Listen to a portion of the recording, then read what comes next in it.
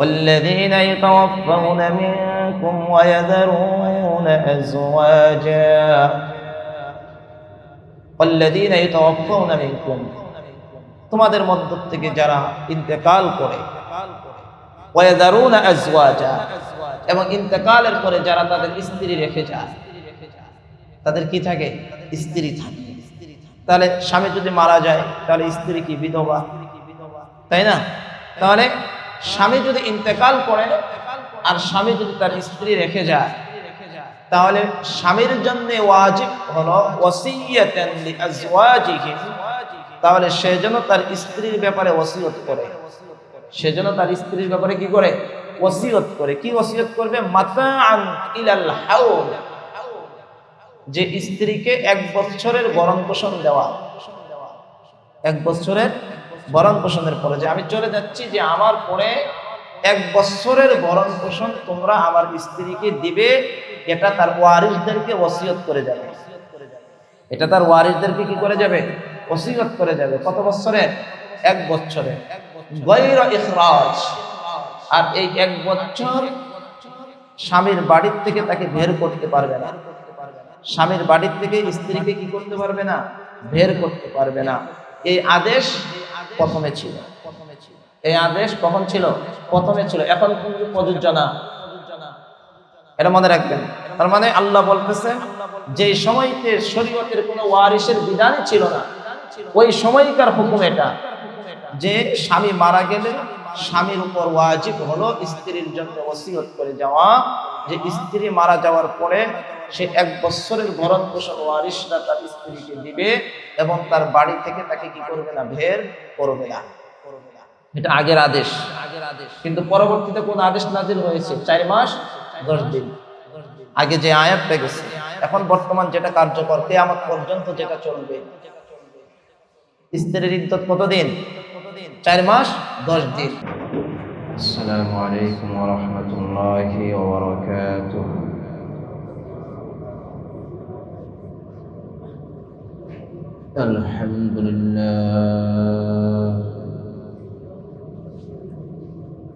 আলহামদুলিল্লাহি ওয়া কাফা ওয়া সালামুন আলা ইবাদিহিল্লাযীনা ইসতাফা। أما بعد فأعوذ بالله من الشيطان الرجيم.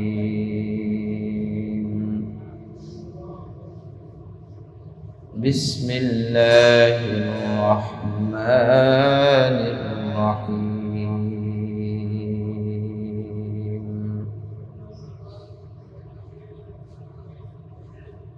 حافظوا على الصلوات والصلاة الوسطى وقوموا لله قانتين. فإن خفتم فرجالا أو ركبانا فإذا أمنتم فاذكروا الله كما علمكم ما لم تكونوا تعلمون.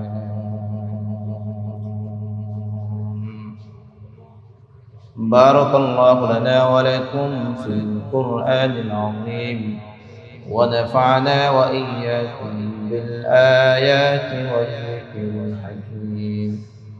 صدق الله مولانا العظيم وصدق رسوله النبي الكريم، ونحن على ذلك من الشاهدين والشاكرين، والحمد لله رب العالمين.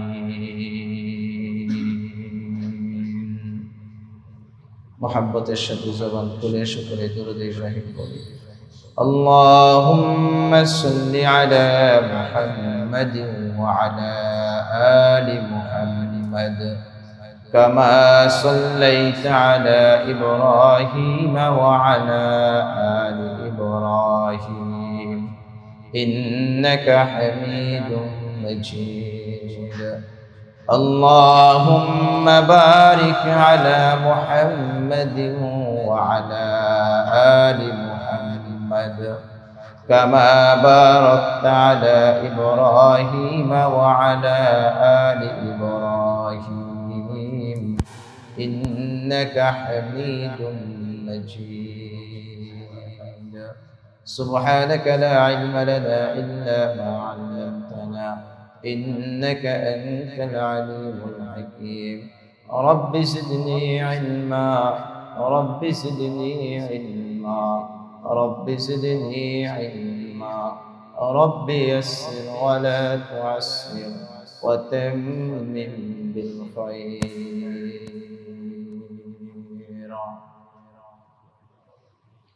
আলহামদুলিল্লাহ, অসংখ্য শুকর ও সুজুদ সেই মহান মালিকের কুদরতি দরবারে, যিনি অত্যন্ত দয়া করে মায়া করে পবিত্র মাহে রমাদানে সালাতুল জোহর বা জামাত আদায় করার পর দুনিয়ার হাজারো ব্যস্ততা থেকে মুক্ত করে কোরআনের মহাব্বতে যিনি আপনাকে আমাকে কোরআনের তাফসীরে বসার সুযোগ করে দিয়েছেন, কোরআন ও হাদিসের আলোকে কিছু দ্বীনি কথাবার্তা বলা এবং শোনার তৌফিক দান করেছেন, সেজন্য সেই মহান মালিকের কুদরতি দরবারে জবান খুলে কালিমাতুশ শুকরিয়া আদায় করি, বলি আলহামদুলিল্লাহ। মুহতারাম হাজিরিন, গত সপ্তাহে সূরাতুল বাকারার 238 নম্বর আয়াতে কারিমার আলোচনা চলতেছিল। যে আয়াতে কারিমায় আল্লাহ তাআলা নামাজের গুরুত্ব সম্পর্কে ইরশাদ করেছেন এবং নামাজের ব্যাপারে গুরুত্ব হওয়ার জন্য আমাদেরকে আদেশ করেছেন। নামাজের ব্যাপারে আপনাকে আমাকে যত্নবান হওয়ার জন্য আদেশ করেছেন, যে নামাজ যাতে করে কোনোভাবেই না ছুটে যায়, ফৌত না হয়ে যায়, বিশেষত আসরের নামাজ, বিশেষত আসরের নামাজ, অর্থাৎ 5 ওয়াক্ত নামাজই কাজা করা যাবে না। 5 ওয়াক্ত নামাজ কাজা করার কোনো কি নাই, অপশন নেই।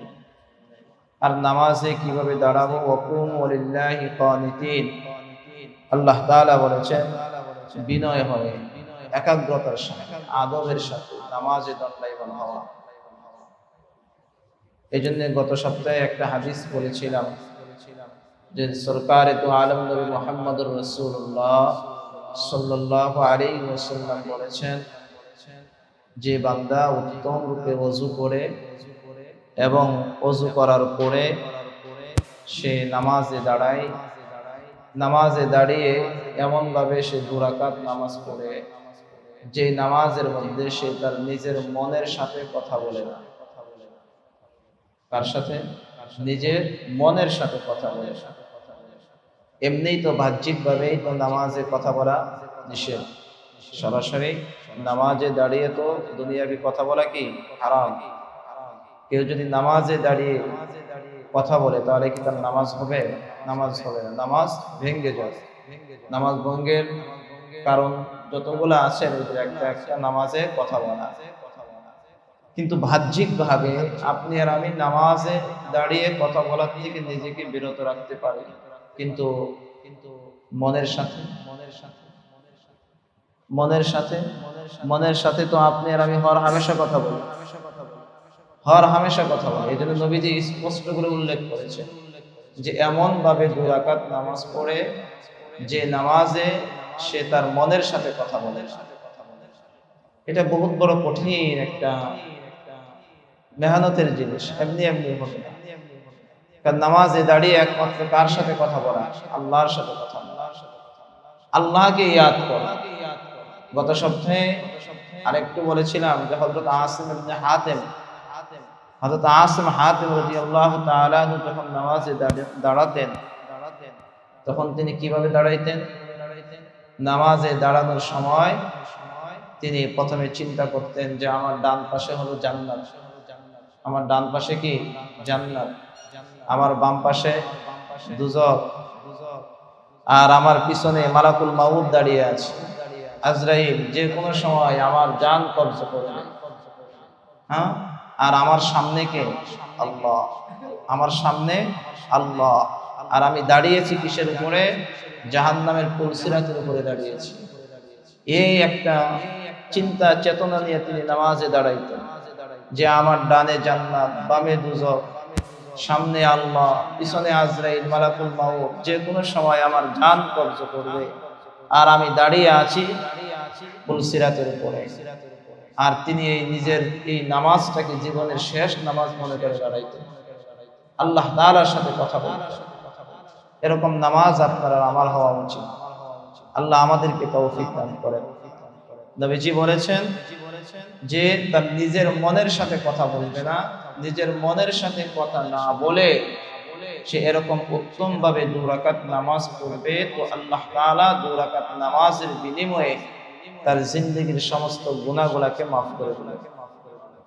এজন্য এর ফজিলত অনেক। ওয়াকুমু লিল্লাহি কানিতিন, আল্লাহ তাআলার সামনে বিনয়বশত হয়ে দাঁড়ানো, আদবের সাথে দাঁড়ানো। আল্লাহ আমাদেরকে তৌফিক দান করেন। পরের আয়াতে কারীমায় আল্লাহ তাআলা বলতেছেন, فإن خفتم فرجالا أو ركبانا فإذا أمنتم فاذكروا الله كما علمكم ما لم تكونوا تعلمون। আল্লাহ বলেন ফাইন খিফতুম, তোমরা যদি ভয় করো, অর্থাৎ যুদ্ধের ময়দানে, কারণ নামাজ কোনো অবস্থাতেই মাফ নাই, কোনো সিচুয়েশনে নামাজ কি নাই, মাফ আছে, মাফ নাই।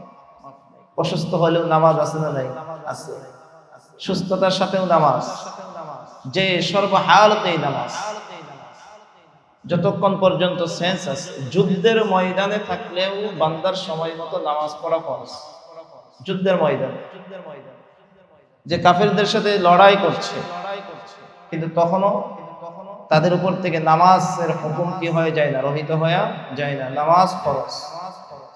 আল্লাহ এই যুদ্ধের ময়দানের কথা এখানে তুলে ধরতেছেন। ফাইন খিফতুম, আর যদি তোমরা ভয় করো, যে এমন ভয় যে আমরা যদি নামাজে দাঁড়াই তাহলে শত্রুপক্ষ আমাদের উপর আক্রমণ করবে, যে আমরা সুন্দর করে দাঁড়িয়ে 2 রাকাত নামাজ পড়বো, এতটুকু ফুরসত, এতটুকু সময় সুযোগ নাই, এমন অবস্থায় আল্লাহ বলেন ফারিজালান আও রুকবানা, তাহলে পদচারী অবস্থায় অথবা আও রুকবানা অথবা আরোহী অবস্থায় হলেও তুমি তোমার নামাজ আদায় করো। ফারিজালান, এখানে একটা মাসআলা হলো যে তাহলে কি নামাজ কি হেঁটে হেঁটে পড়া কি জায়েজ আছে? হেঁটে হেঁটে ফারিজালান, রিজালান এটা রাজিলুনের বহুবচন। হযরত ইমাম শাফি রাহমাতুল্লাহি আলাইহি আর হযরত ইমাম আবু হানিফা রাহমাতুল্লাহি আলাইহির 2 মাযহাবের ভিতরে 2 জনের 2 কথা। আমাদের মাযহাবে হযরত ইমাম আবু হানিফা রাহমাতুল্লাহি আলাইহির মাযহাব অনুযায়ী হযরত ইমাম আবু হানিফা রাহিমাহুল্লাহ বলেন যে হেঁটে হেঁটে অর্থাৎ চলতে চলতে চলতে নামাজ পড়া কোনোভাবেই কি নাই, জায়েজ নাই। ধীরস্থিরতার সাথে, রিজাল এখানে শব্দের অর্থ হলো যে পায়ের উপর ভর করে দাঁড়ানো, পায়ের উপরে ভর করে দাঁড়ানো, যে হেঁটে হেঁটে পড়া যাবে না, একাগ্রতার সাথে কোথাও দাঁড়িয়ে তার নামাজ পড়তে হবে। আর এমত অবস্থায় যদি দাঁড়ানোর যদি সুযোগ যদি না হয়, যে দাঁড়িয়ে নামাজ পড়বো এতটুকু সুযোগ যদি না হয়, তাহলে তার নামাজকে বিলম্ব করবে, নামাজকে কি করবে, বিলম্বে করবে। যেমন আমরা কয়টায় পড়লাম, সময় একটাই জামাত পড়লাম, তাহলে সময় একটাই জামাত পড়ার পরে এখনো জোহরের রক্ত আছে না নাই? আছে, আরো 2 ঘন্টা বাকি আছে। যে তাহলে এখন আমি একটার সময় আমি নামাজ পড়তে চাচ্ছি, কিন্তু এই সময়টাতে আমার সুযোগ নেই, তাহলে নামাজকে বিলম্ব করো, যেহেতু সময় আছে। যেমন বিলম্ব করেছেন সরকারে দু আলম নবী মুহাম্মদ রাসূলুল্লাহ সাল্লাল্লাহু আলাইহি ওয়াসাল্লাম, বিলম্ব করেছেন খন্দকের যুদ্ধে, আহজাবের যুদ্ধে। মদিনার পাশে যে খন্দক, গুজায়ে খন্দক সংগঠিত হয়েছিল, খন্দকের যুদ্ধে নবীজি শত্রুপক্ষের আক্রমণের কারণে নামাজ তিনি সময় মতো পড়তে পারতেছেন না, নবীজির ভিতরে অস্থিরতা শুরু হয়ে গেছে। কিন্তু তারপরে নবীজি আসরের নামাজকে বিলম্ব করে আদায় করেছে, একটু দেরিতে আদায় করেছে। এই জন্য ইমাম আবু হানিফা রাহিমাহুল্লাহ বলেন যে চলন্ত অবস্থায় নামাজ পড়বে না, বরং কোথাও দাঁড়িয়ে ধীরস্থিরতার সাথে কি করবে? নামাজ পড়বে। فإذا أمنتم فاذكروا الله كما علمكم ما لم تكونوا تعلمون فإذا أمنتم আল্লাহ বলেন অতঃপর যখন তোমরা নিরাপদ হয়ে যাবে, তোমাদের মাঝে আর ভয় থাকবে না, শত্রুপক্ষের কোনো ভয় থাকবে না, যখন তোমরা নিরাপদ হয়ে যাবে, ফাযকুরুল্লাহ, তোমরা তখন আল্লাহকে স্মরণ করো। তখন তোমরা কাকে স্মরণ করো? আল্লাহকে স্মরণ করো, আল্লাহ পাকের জিকির করো। কামা আল্লামাকুম মা লাম তাকুনু তা'লামুন, যেমনি ভাবে তিনি তোমাদেরকে শিক্ষা দিয়েছেন যে বিষয় তোমরা জানতে না, তোমাদের অজানা বিষয়গুলো আমাদেরকে কে শিখিয়েছেন? আল্লাহ শিখিয়েছেন, যে তোমরা আল্লাহকে স্মরণ করতে থাকো।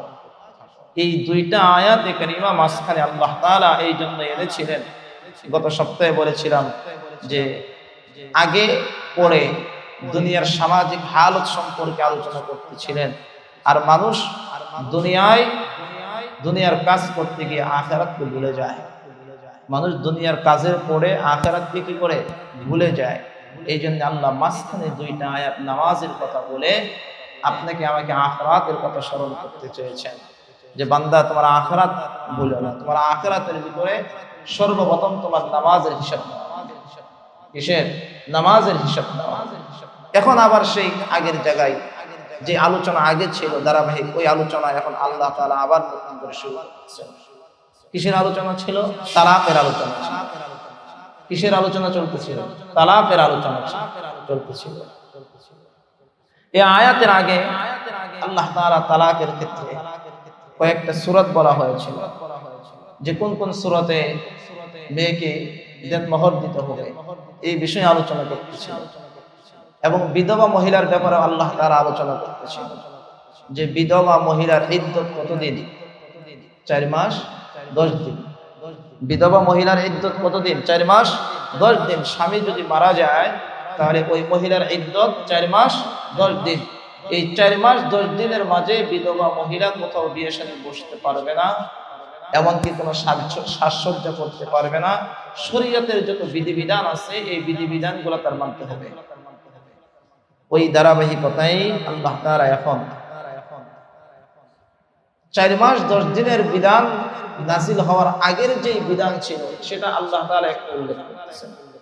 কিন্তু এখন যে আয়াতে কারিমা এটা আপনাদের সামনে তিলাওয়াত করব, এই আয়াতের বিধান রহিত হয়ে গেছে। ওই 4 মাসের 10 দিন এই আয়াত নাযিল হওয়ার কারণে এখন বর্তমান যে আয়াতটা তিলাওয়াত করা হবে এই আয়াতের বিধান কি হয়ে গেছে? রহিত হয়ে গেছে। এই আয়াতের বিধান কি ছিল দেখেন। আল্লাহ বলেন, والذين يتوفون منكم ويذرون أزواجا والذين يتوفون منكم ويذرون أزواجا وصية لأزواجهم متاعا إلى الحول غير إخراج। ইসলামের প্রাথমিক জমানায় এমনকি প্রাচীন আরবের সময়, ইসলামের আগে আল্লাহ তাআলা পরবর্তীতে যে ওয়ারিসের যে বিধান নাযিল করছে, ওয়ারিস যে সম্পদের ভিতরে কে কতটুকু অংশ পাবে, বাবার সম্পদে ছেলে কতটুকু পাবে, মেয়ে কতটুকু পাবে, স্বামীর সম্পদের ভিতরে স্ত্রী কতটুকু পাবে, নির্দিষ্ট করে আল্লাহ তাআলা কোরআনে কারীমে আয়াত নাযিল করে করে যার অংশটুকু বর্ণনা করেছেন। একদম পুরো ডিটেইলস কোরআনে কারীমের ভিতরে যার যার অংশ আল্লাহ তাআলা কি করেছেন? বর্ণনা করেছেন। কিন্তু এই আয়াত নাযিল হওয়ার আগের অবস্থা কি ছিল? আগের অবস্থাটা এরকম ছিল, ওই সমাজের মাঝে যে মানুষ মৃত্যুর সময় ওসিয়ত করত।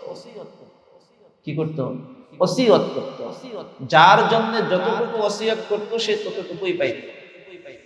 4টা ছেলে আছে, যে আমাকে অমুক ছেলেকে এতটুকু দিবে, দ্বিতীয় ছেলেকে এতটুকু, তৃতীয় ছেলেকে এতটুকু, চতুর্থ ছেলেকে এতটুকু। মানে মা বাবার যার সম্পদ তার মর্জির উপরে ছিল, যাকে যতটুকু মনে চাইতো তাকে ততটুকুই কি করতো, দেওয়া হইতো এবং ওসিয়ত করে দেয়।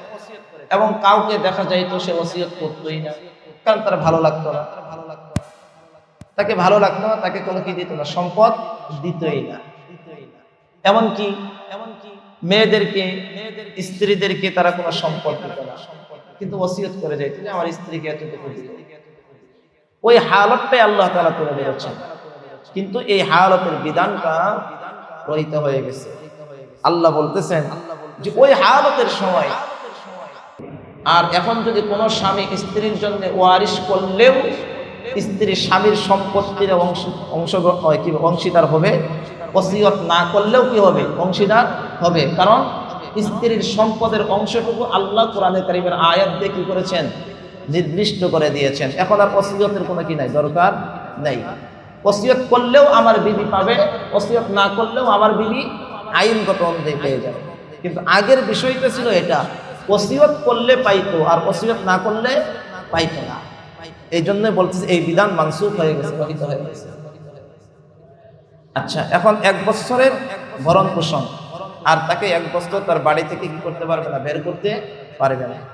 কিন্তু এরপরে فإن خرجن فلا جناح عليكم فيما فعلن في أنفسهن من معروف। এরপরে যদি বের হয়ে যায়, কে, তার স্ত্রী, 1 বছরের মধ্যে বা 1 বছরের পরে স্ত্রী যদি তার স্বামীর বাড়ি থেকে কি হয়ে যায়, বের হয়ে যায়, ফালা জুনাহ আলাইকুম, তাহলে এই ক্ষেত্রে তোমাদের উপর কি হবে না, কোনো গুনাহ হবে না। কাদের গুনাহ হবে না? স্বামীর যে ওয়ারিশটা ছিল, যাদেরকে সে দায়িত্ব দিয়ে গেছিল, তাদের জন্য আর কোনো কি হবে না, গুনাহ হবে না। স্ত্রী যদি 1 বছর পরে সে যদি বের হয়ে চলে যায়, মা ফাআলনা ফি আনফুসিহিন্না মিন মা'রুফ, অথবা সে যদি তার নিজের উপরে ন্যায়সঙ্গতভাবে কোনো কাজ করে নেয়, তাহলে এটা ওয়ারিসদের জন্য কোনো গুনাহের কারণ হবে না। ন্যায়সঙ্গতভাবে স্ত্রী তার নিজের উপর কি কাজ করবে, সে যদি সাজসজ্জা করা শুরু করে, কি সাজসজ্জা করা শুরু করে, অথবা সে যদি অন্য কোনো স্বামী যদি গ্রহণ করে, এই ক্ষেত্রে তাদের কি হবে না, কোনো গুনাহ হবে না। একটা বিধবা মেয়ে তার ইদ্যত পালন করার পরে অন্য স্বামী সে গ্রহণ করতেই পারে এবং সাজসজ্জা অলঙ্কারাদি সে পরিধান করতেই পারে।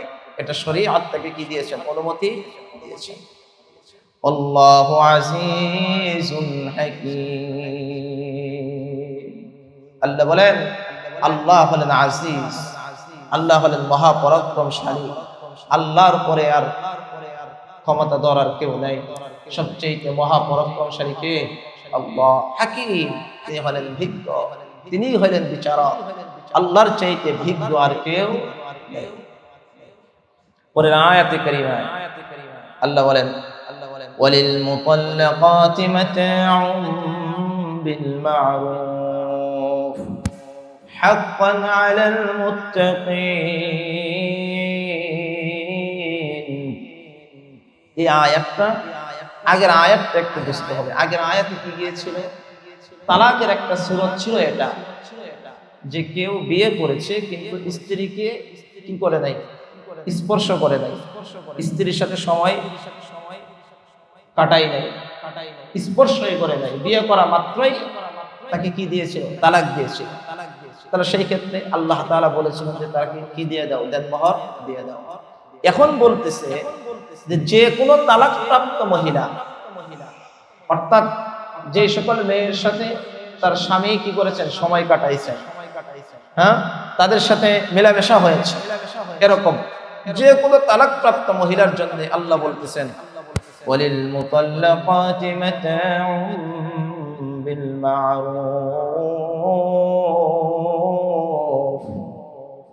তালাকপ্রাপ্ত মহিলাদেরকে তোমরা ন্যায়সঙ্গতভাবে তাদের ভরণ পোষণ দাও। সুবহানাল্লাহ। তালাকপ্রাপ্ত মহিলাদের ন্যায়সঙ্গতভাবে তোমরা তাদের কি দিয়ে দাও, ভরণ পোষণ দিয়ে দাও। কারণ হলো ওই যে আমাদের বিধান আছে যে তালাকপ্রাপ্ত মহিলারও কিন্তু আছে, ইদ্যত আছে না, ইদ্যত আছে, এবং এই ইদ্যতের ভিতরে তোমরা কি দিয়ে দাও 3 মাস, তোমরা তার কি আছে, তার বরণ পোষণ যা আছে তোমরা তাকে ন্যায় সঙ্গত তোমরা তাকে দিয়ে দাও। আর এটা হাক্কান আলাল মুত্তাকিন, আর এটা মুত্তাকিদের উপর ওয়াজিব। যারা আল্লাহকে ভয় করে তাদের উপরে এটা কি ওয়াজিব, যে তাদের উপর ন্যায় সঙ্গত আচার ব্যবহার, তাদের সাথে ন্যায় সঙ্গত ব্যবহার করা, এটা মুত্তাকিদের উপর কি ওয়াজিব। যে মুত্তাকিরা কখনোই তাদের হক যাতে করে কি না করে, নষ্ট না করে, কোনোভাবেই নষ্ট করা যাবে না। كذلك يبين الله لكم آياته لعلكم تعقلون كذلك يبين الله لكم آياته لعلكم تعقلون আল্লাহ বলেন এমনি ভাবে ইউবাইয়িনুল্লাহু লাকুম আয়াতি, আল্লাহ তাআলা তোমাদের জন্য, আল্লাহ তাআলা তার নিদর্শন বর্ণনা করেন, আয়াত বর্ণনা করেন।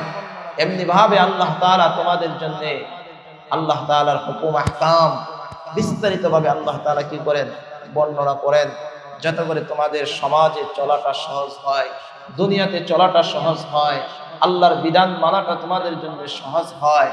আল্লাহ তাআলা এর যে স্পষ্ট করে তোমাদের জন্য আল্লাহর নিদর্শন কি করেন, বর্ণনা করেন। কেন করেন? লাআল্লাকুম তাআকিলুন, লাআল্লাকুম তাআকিলুন। আল্লাহ বলেন আশা করা যায় তোমরা যদি আমার বিধিবিধানগুলোকে তোমরা ফলো করো, তোমরা যদি আমার বিধিবিধানগুলোকে যদি ফলো করতে পারো, লাআল্লাকুম তাআকিলুন, আশা করা যায় তোমরা বুঝবে, তোমরা বুঝতে পারবে। যাতে করে তোমরা বুঝতে পারো, জ্ঞানীদের জন্য আল্লাহ তাআলা তার বিধিবিধানগুলোকে কি করেন, বর্ণনা করেন। এই ছিল মাশাআল্লাহ লম্বা একটা আলোচনা এই তালাকের বিয়ে শাদীর ব্যাপারে, প্রায় লম্বা একটা আলোচনা আল্লাহ তাআলা করেছেন। কত নম্বর আয়াত থেকে করেছেন আমি আপনাদেরকে বলি, প্রায় মহিলা সংক্রান্ত 221 নম্বর আয়াত থেকে নিয়ে এই 242 নম্বর আয়াত কারিমা পর্যন্ত প্রায় দীর্ঘ কোরআনে কারিমের 5টা পৃষ্ঠা তালাক সংক্রান্ত, বিয়ে শাদী সংক্রান্ত, এমনকি দুধ পানের বিষয়ে গিয়েছে, দুধ পানের বিষয় আর হলো দেনমোহরের বিষয়ে দীর্ঘ একটা আলোচনা আল্লাহ তাআলা এখানে করেছেন। এই মাত্র এখানে শেষ হলো। কাযালিকা ইউবাইয়িনুল্লাহু লাকুম আয়াতিহি লাআল্লাকুম তাআকিলুন। সামনে থেকে আল্লাহ তাআলা বনি ইসরাইলের সবচাইতে প্রসিদ্ধ একটা যুদ্ধের কথা, বনি ইসরাইলদের হালত তুলে ধরবেন। আপনারা জালুত আর তালুতের নাম শুনেছেন, জালুত আর তালুতের বিস্তারিত আলোচনা। আর আল্লাহ পাকের মেহেরবানি আর 2 পৃষ্ঠা পড়েই আল্লাহ যদি চায় আমাদের 2 পারাও কমপ্লিট হবে ইনশাআল্লাহ। কোরআনে কারীমের তাফসীর আস্তে আস্তে আস্তে আস্তে করে 2 পারা করতেও এইভাবে খুব সংক্ষেপ অল্প সময়ে প্রায় 4 বছর, কারণ আমার এখানে 4 বছর রানিং হয়েছে, আসার পর থেকেই তো তাফসীর শুরু হয়েছে। তো এই 2 পৃষ্ঠা তো আরো তো 2-3-4 সপ্তাহ যাবে। তার মানে এখন আপনি চিন্তা করেন 2 পাড়ায় প্রায় 4 বছরের মতো সময় লাগতেছে। 30 পাড়া আল্লাহ জানেন, আল্লাহ যেন আমাদেরকে শেষ করার তৌফিক দান করেন। ইনশাআল্লাহ আগামী সপ্তাহে গুরুত্বপূর্ণ আলোচনা আসবে এবং এখান থেকে জিহাদের বিষয়ে আলোচনা আসবে, তালুত জালুতের বিস্তারিত ঘটনা আসবে, যেটা কোরআনে কারীমের প্রসিদ্ধ, এবং ঈমানকে মজবুত করা এবং মুসলমানদের ঈমানকে বাড়ানোর ব্যাপারে আল্লাহ তাআলা সামনের আয়াতে কারিমা থেকে রুকু শেষ হয়েছে, সামনের সপ্তাহ থেকে ইনশাআল্লাহ শুরু হবে। আল্লাহ আমাদেরকে তৌফিক দান করেন, নিয়মিত তাফসীরে উপস্থিত থাকার তৌফিক দান করেন। Presents by Kuakata media centre. হক্কানি আলেমদের নিত্য নতুন ভিডিও পেতে আমাদের চ্যানেলটি সাবস্ক্রাইব করুন। কুয়াকাটা মিডিয়া সেন্টার, ইসলামিক বিনোদনের বিশ্বস্ত সঙ্গী।